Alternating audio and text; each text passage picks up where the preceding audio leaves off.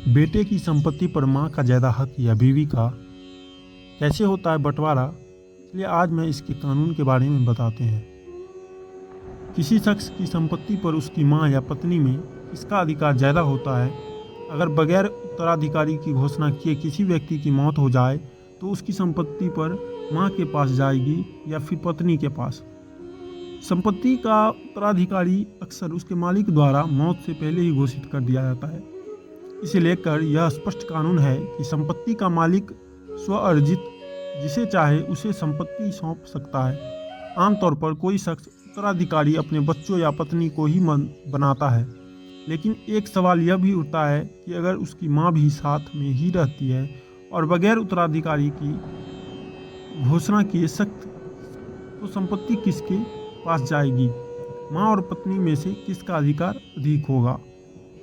आजकल के समय में कई कारणों के चलते माँ को अपने ही बेटे की संपत्ति में अधिकार नहीं मिलते। इसलिए हर माँ को अपने बेटे की संपत्ति में क्या क्या अधिकार होते हैं, इसके बारे में जरूर पता होना चाहिए। बता दें कि बेटे की संपत्ति पर अधिकार को लेकर हिंदू उत्तराधिकारी अधिनियम 1956 में व्यवस्था दी गई है। इसमें लड़के के विवाहित और अविवाहित रहते मृत्यु होने पर अलग अलग तरीके से संपत्ति का बंटवारा होता है। कई सारे ऐसे मामले सामने आते हैं जिसमें मृत बेटे की संपत्ति में उसकी मां को हक नहीं दिया जाता, जो कानून के विरुद्ध होता है।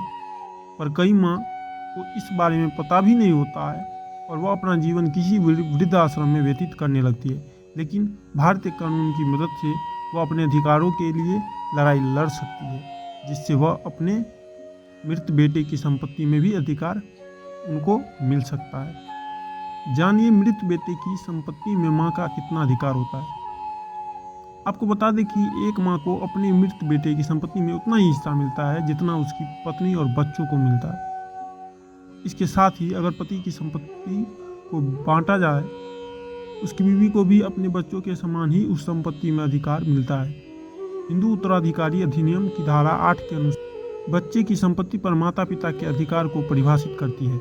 इसके तहत बच्चे की प्रॉपर्टी की मां पहली वारिस होती है, जबकि पिता बच्चों की संपत्ति का दूसरा वारिस होता है। यदि किसी मृत व्यक्ति की मां, पत्नी और बच्चे जीवित रहते हैं तो संपत्ति को मां, पत्नी और बच्चों के बीच समान रूप से विभाजित किया जाता है। अगर लड़का उनका विवाहित हो या अविवाहित हो, उस स्थिति में हिंदू उत्तराधिकारी अधिनियम के अनुसार अगर पुरुष अविवाहित है तो उसकी संपत्ति में पहली वारिस उसकी माँ और दूसरे वारिस उसके पिता को हस्तांतरित की जाएगी। अगर माँ जीवित नहीं है तो संपत्ति पिता और उसके सहवासियों को हस्तांतरित कर दी जाएगी। यदि मृतक एक हिंदू विवाहित पुरुष है और बिना वसीयत के मर जाता है तो इसकी पत्नी को हिंदू उत्तराधिकारी अधिनियम 1956 के अनुसार संपत्ति का अधिकार प्राप्त होगा। ऐसे मामले में उसकी पत्नी को श्रेणी प्रथम वारिस माना जाएगा। वह संपत्ति को अन्य कानून उत्तराधिकारियों के साथ समान रूप से साझा करेगी।